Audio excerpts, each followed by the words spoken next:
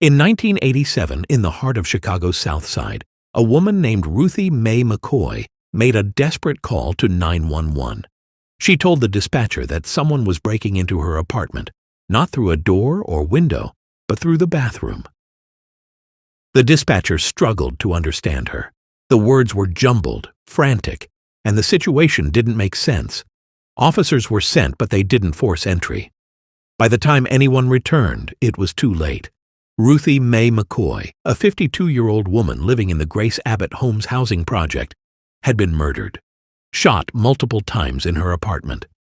The terrifying part is that what she described was real.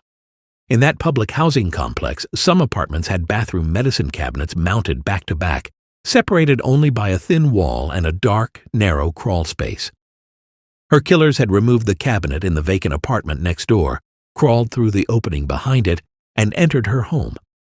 Ruthie had long struggled with mental illness, including schizophrenia. And because of that, her call wasn't taken seriously.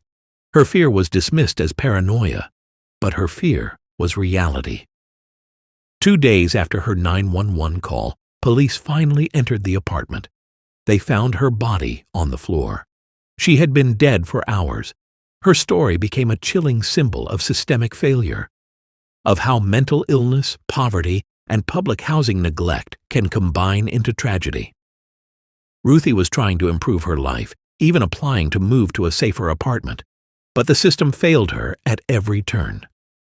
Years later, her case inspired the urban horror movie Candyman, released in 1992.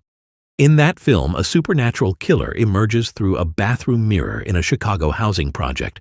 The imagery was fictional, but the fear came straight from Ruthie Mae McCoy's very real nightmare. Her death wasn't an urban legend. It was a warning. A story not of monsters, but of what happens when society refuses to listen to those it has pushed to the margins. To this day, Ruthie's story remains one of the most haunting true crime cases in Chicago history, and for many it's far more terrifying than fiction.